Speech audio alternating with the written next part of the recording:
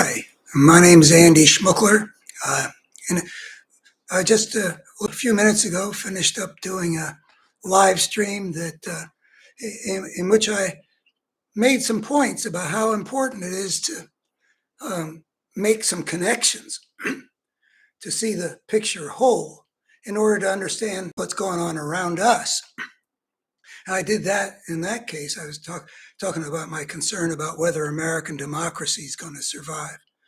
And I made some connections, for example, between Trump's most recent, already infamous remark of calling all the people on the other side vermin, and made a connection between that and the dysfunction we see in the House of Representatives, that same party in control, and between that and the project that Limbaugh and Gingrich began in the 90s of propaganda, demonizing people on the other side, and make a connection between all that and the fact that there's a battle now raging in America that's been gathering between the force of fascism and the force of American democracy.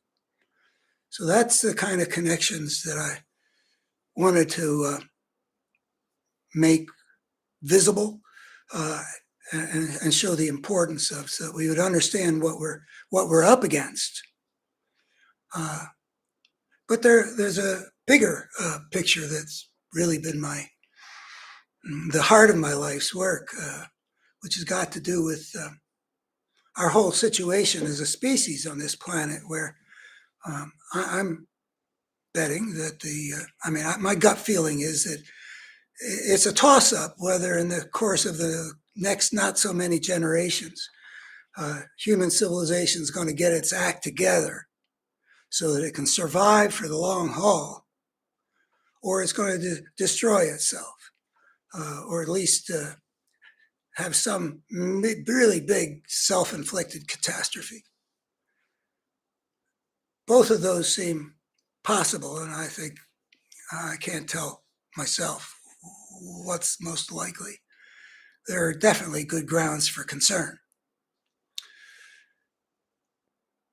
So in that perspective, it's also important to re-perceive, by making some connections, what our situation is. And we're born into this world, and we sort of think, well, this is just the way it is.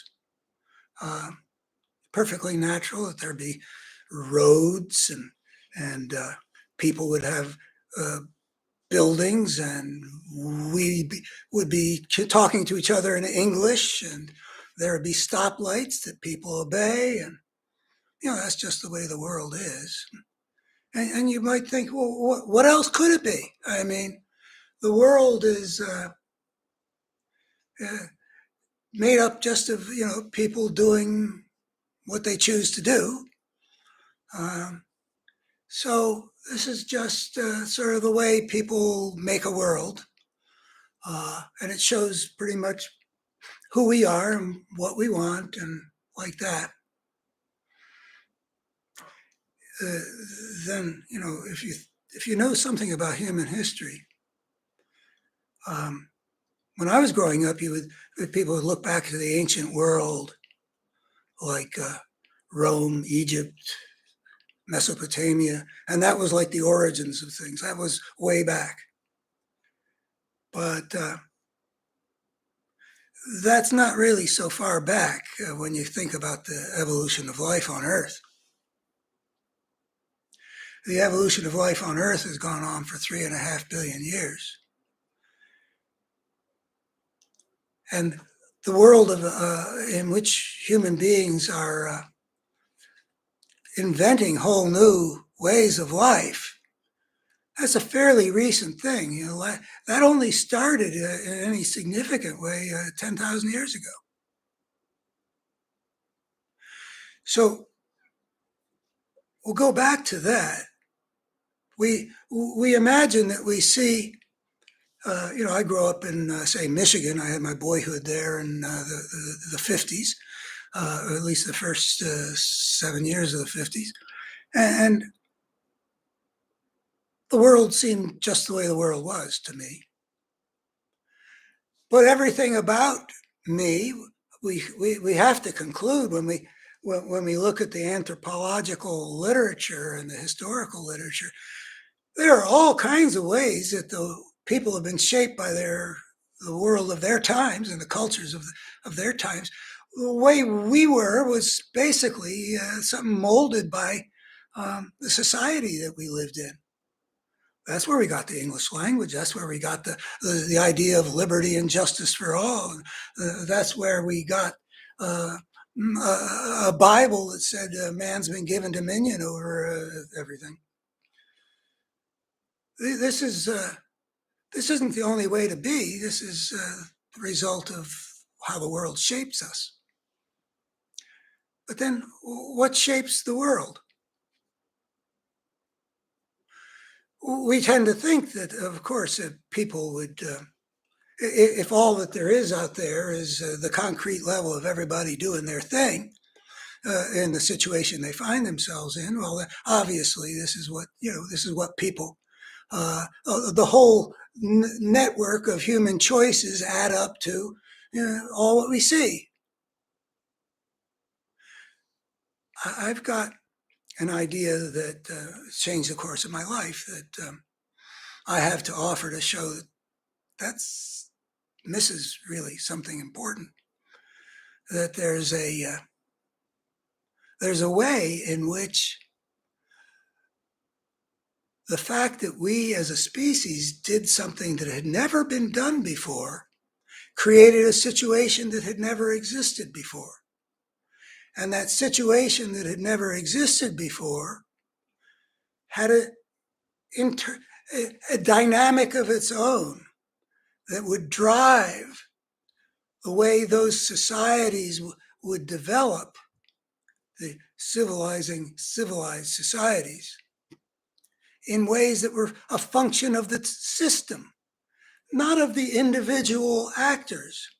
I mean, take there's some event from before my time when, I don't know, 100 people got killed being trampled by, in a nightclub in New York because of fire, as a result of which doors ever after opened out instead of in. Now, imagine before the fire broke out, you had the people there dancing. And do you think that it was in the nature of those people to become a mob that would trample each other to death? It was just individuals making choices when the fire broke out and people panicked. Well, apparently they had to have a capacity for panic, but the choices that they each made were a function of the situation in the whole system of a fire breaking out in a crowded place with doors that open inward. It creates a situation where people who are not naturally tramplers would be part of a panic in which people get trampled. The same thing happened in Seoul, South Korea, in a way. What is it, about a year and a half ago? I mean, a terrible thing, some kind of really narrow street in Seoul. And something set off a panic of some sort, and a lot of people got trampled to death. It's the system. So I'm not sure how far back I want to go in showing that I'm able to demonstrate a systemic dynamic that drives that creature's civilization to develop in a certain way. If I don't, whether I do or I don't, I commend that you go to abetterhumanstory.org, where I've worked very hard over a lot of years to essentially prove certain things. Here are a couple things I claim to prove. And if it wouldn't interest you to know if it were true, this is probably not, I'm not the guy for you in a way, except, I'm happy to talk about other things, but this is, I think, the most important thing I've got to offer, or part of them, what I've got to offer. I can prove that the ugliness we see in human history is not human nature writ large. In other words, it's not a picture of what we are inherently by nature. I think I can prove that. And the reason I can prove it is I can basically prove the second proposition, which is that any creature on any planet, anywhere in the cosmos, and it turns out there are a gazillion planets out there. We don't know how rare it is to have something like us. But anyway, anywhere that steps onto the path of civilization will inevitably unleash a social evolutionary force. And that's what I develop. A social evolutionary force that will drive it to develop in directions that the people wouldn't have chosen, but that they also couldn't avoid, in directions that make things ugly, that create a selective process that dictates what I call the spirit of the gangster will have a disproportionate say in how that civilization develops. So it's not a reflection of human nature that we've seen so much tyranny, enslavement, torture, cruelty, greed, lust for power. I'm not saying I know exactly what it would have looked like in the absence of this powerful social evolutionary force. I just claim to prove that there is this powerful social evolutionary force, and it greatly limited the ways in which civilization could evolve. So yeah, people are out there making decisions. All those do add up to the course things take. But the circumstances under which they're making those decisions have been shaped not by human choice. There's a fable that I'd like to bring in here. I should have prepared better. Well, I'll just have to wing it. It's by Oscar Wilde, and it's called The Magnet. And the main characters are this big magnet that's lying out there, not at a huge distance, and a bunch of iron filings. And the fable starts out with these filings. Some of them are sort of leaning and going in a certain direction, which of course happens to be in the direction of the magnet. And then things unfold over time, and it basically describes an accelerative process whereby more and more of these filings become oriented toward moving toward the magnet. And Oscar Wilde gives these filings a voice in which they talk about what they're doing and their inclinations, and they're making choices, and they're totally unaware of the way in which the choices they're making are being dictated by the electromagnetic field that they're in. And then at the end, they all are swept up and cling to the magnet. And at the very end, the magnet sort of smiles to himself, thinking how all of them thought that they were choosing perfectly freely what they wanted. Well, I think that metaphor works fairly well. for the dimension of the human story that I'm talking about. There is a step into civilization that leads to disorder inherently, which calls attention to the fact that before that step, what life had been busy creating was an order. The natural order is really like mind-bogglingly complex, elaborate, and beautifully fashioned for the most part to create a perpetual motion machine.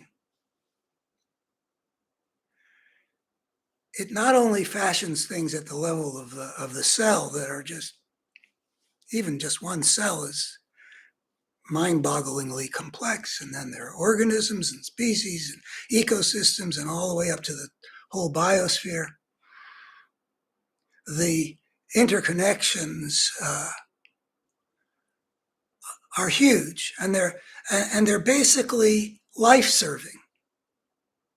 The natural order is shaped by an evolutionary process that's continually choosing what can survive and get its DNA into the future over what cannot.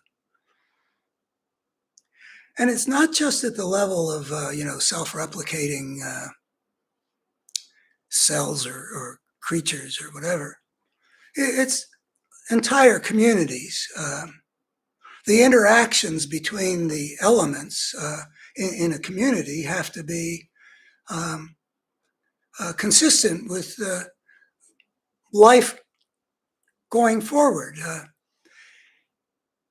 The natural order is vulnerable to things from outside the living system, like an asteroid hitting the planet 66 million years ago, creating huge damage to the living systems.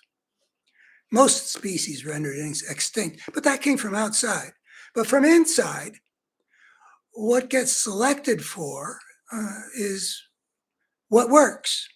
Works meaning gets to design, to lay down the design for the future of life.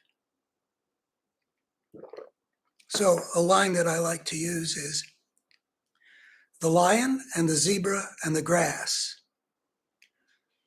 work together to create a perpetual motion machine, even as they devour each other. In that book, got to learn which way is which, The Parable of Tribes,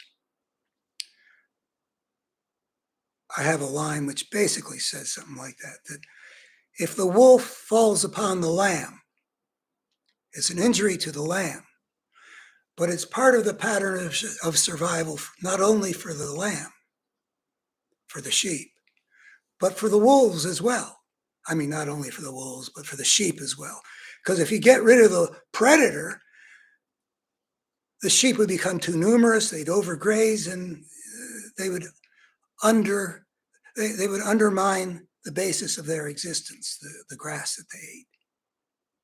And we've seen something like that in Yellowstone. You need the whole system to regulate the interactions among the actors.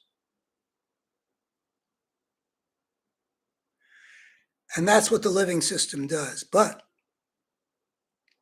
we can define civilization. This is what I think is the most useful definition of civilization. Those societies that are created by a creature that has extricated itself from the niche in which it evolved biologically by inventing its own way of life. And that way of life, the civilizing society that begins to evolve, is the first life form that has not been shaped by natural selection. It's been shaped by a brain, a species brain, that has been shaped by natural selection. But the societies are a new thing. They are not part of the natural order. They're not like lion or sheep or grass. They are outside of any order that would regulate the interactions among those actors in a way that was consistent with the viability of the whole system. There is no regulation. There's no natural regulation because they've extricated themselves from the niche in which they evolved biologically. And by the way, hunter-gatherers, I would say, are basically still continuous with our primate ancestors in terms of the niche that they occupied. And there'd be no human-designed order because these societies would be emerging in various places. Actually, they did emerge in clusters like the Nile Valley and the Tigris Euphrates. So they were inevitably going to interact with each other. And there's nothing to regulate them. You can't have the natural order and you can't have a human designed order because the whole system is fragmented. No way that anybody can say, you know, this is how the interactions are going to go. And we can make sure that they don't go any other way. That kind of order was never possible. It is still not really possible, witness Ukraine, but it could become possible, but not at the beginning of a civilization. So we inevitably have a disorder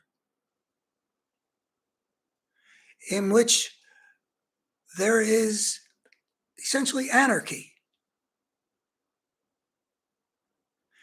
And I claim to prove that because of that anarchy, civilization would inevitably evolve in the direction of power maximization. That's the magnet. I will attempt to lay out some of the steps that show that there's really no way out from that. That's why any creature on any planet would have to face being subject to a social evolutionary force that ends up giving the spirit of the gangster way too much power. The disorder of anarchy, according to the English philosopher Thomas Hobbes, who lived in England in the 17th century during a very anarchic period, the inevitable consequence of anarchy is that there's going to be a war of all against all. And I'm not going to prove that right at this point, and not every society prevails in a war of all against all. Some will prevail over others, and it will not be random which ones prevail and which won't. It's not like flipping a coin. No, there's a contest of a certain kind of power that enters in when two societies that are not together under any order are embattled. A certain kind of power that whatever it is that leads to success in that kind of embattlement. It's not random. And then you get to the point where you look at, well, what is it that does make a society more successful? And it turns out that the power to prevail in a war of all against all is a function of just about everything in a society. So you can have a society that's got an effective central control is going to defeat an otherwise equivalent society that is scattered the decision making and can't take coordinated action. I mean, how good a chess game would a side play if every piece made its own decisions? If they were playing against a chess team where one good chess player is coordinating the whole attack, you know what the result is. And that's what it was in civilization, and as civilized societies were contending in a war of all against all. What kind of technology do they have? What kind of How are they bringing up their children? Are they fierce warriors? Are they wanting more power and wealth as opposed to some other culture that really makes people contented? So there, further I could go there, but suffice it to say that if anarchy is inevitable, and I use the word inevitable a lot, that's my way of saying this really holds water. If anarchy is inevitable, and if a war of all against all is inevitable, and if the selection for what prevails in a war of all against all is inevitable, it is inevitable that the ways of power and the spirit of a gangster will characterize the direction that the civilization will evolve. The options that don't succeed in the war of all against all, they get eliminated. They get eliminated if the more powerful society attacks them and exterminates them.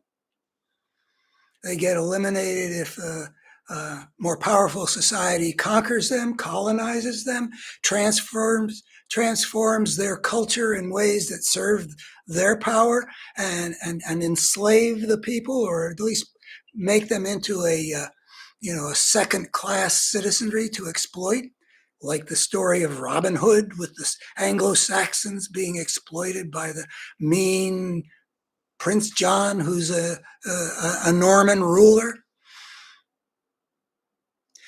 Those are two options: extermination, domination.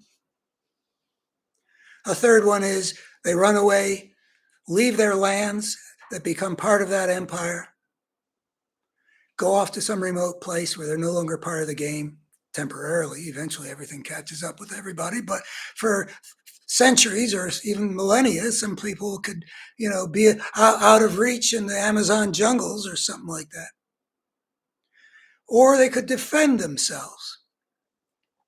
Problem with defending yourself is that if what you need to defend yourself against has been made itself more powerful by certain kinds of cultural innovations, you're going to have to come up with a set of cultural innovations to magnify your power to match them.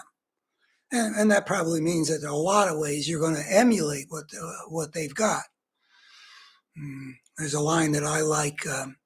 When the Japanese saw the European imperialist powers carving up China and the rest of Asia, they said to themselves, well, we either have to industrialize or we'll be gobbled up like the rest. And so they became like the European powers enough to be able to defeat Russia in 1905 and to give the Americans a run for their money in World War II.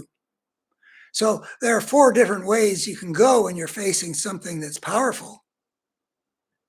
And in all of them, the ways of power spread throughout the system. So there's another way of looking at that inevitability. And we've seen empirically what happens with anarchy.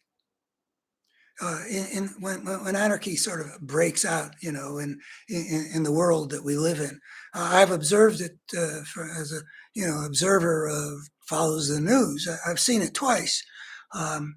Once in Lebanon, in the late 70s, early 80s, there was anarchy, and the order had broken down. I mean, there had been an order, but it had broken down. And you could see that what rose to dominate the scene were several warlords. Not a function of, the people sat there and say, well, who do we want to have represent us? It wasn't the will of the people. It's what kind of guy rises to power when there's a war of all against all, which is what was going on in Lebanon. And the answer is a warlord.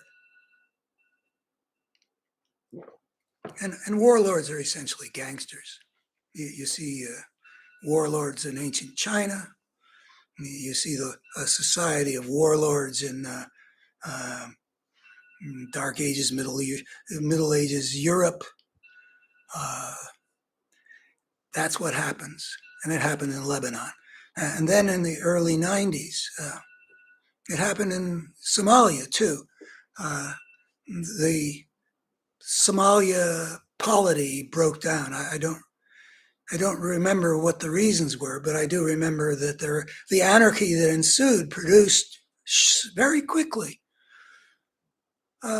several gangs with warlords or gangsters in charge of them, contending for power. Jeeps running around with machine guns mounted on them and terrorizing the citizenry and fighting each other. And well, that's what happens. And if anarchy is an inevitable result of a creature taking the unprecedented step onto the path of civilization, the selection for the ways of the gangster and for the technologies of power and for certain kinds of economies and certain ways of psychologically structuring your people and all those things that are getting gradually sifted through as the ways of weakness get eliminated and the ways of power come to predominate. Two major waves are worth looking at. 12,000 years ago, anyway, virtually wherever there are human beings, and there were human beings all over the earth, every continent except Antarctica. 12,000 years ago and before, there are all these fairly primate-like hunting-gathering bands. A few places, like the Pacific Northwest, were so abundant in food that you could develop larger hunting-gathering communities, but basically like primate groups. By 7,000 years later, the places in Europe where there had been hunting-gathering bands are now agrarian societies. It wasn't all human choice. The agrarian societies gradually expanded out of where Turkey is now. Then they squeezed out the hunter-gatherers that could not resist these communities that had started developing agriculture, which meant that they had populations that were much larger. There apparently was interbreeding. And I don't know how much force operated at those times, whether it was, a war of all against all, whether it was like settlers squeezing out, European settlers squeezing out Native American tribes in their manifest destiny. I don't know really quite what it was like, but it was one way and another. The more powerful societies of agriculture squeezed out hunting-gathering societies into the margins of reach of the civilized world, so that they're, maybe in Siberia they would continue for a while, or Lapland they would continue for a while, but the heart of Europe gets transformed into the more powerful form. And then, many thousands of years later, the European powers tap into some new sources of power having to do with technology in part, and the scientific revolution, and then the industrial revolution, and certain kinds of political organization, and certain ways of regarding the quest for power. I mean, the Chinese had plenty of power to colonize the world when the Europeans began, but they didn't have that drive. So there's all kinds of things that the Europeans had that, including gunboats and modern armies, or increasingly modern armies, that were able to subdue agrarian societies and make them part of a more capitalistic, scientific, technological, global net power. Those transformations are of major ways in which the more powerful displaced the less powerful, pretty much against the will of the less powerful. So there you can see it. There is a magnet. It is a selection for power.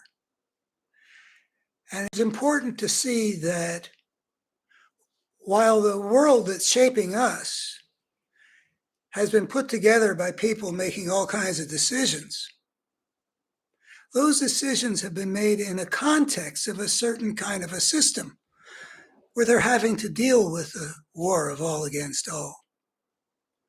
And by the way, to live in a world of all, where of that kind, where there's extermination, enslavement, threat, and war, it makes for broken people. So we need to understand how that force of brokenness that was the selection for power, growing out of the war of all against all, has also worked through breaking us. And that's something that I'll talk about more in a subsequent time. If we make enough connections, we can see the human situation whole. We can see the battlefield on which we are engaged, and we can see what it is are the two kinds of forces that are working in our world, one of which we need to draw on for human civilization to survive for the long haul, and the other of which is still working its way through the human world, and that threatens to drive us into self-destruction. So the stakes could not be higher, which makes it important to understand what we're up against and how it might be defeated. Thank you.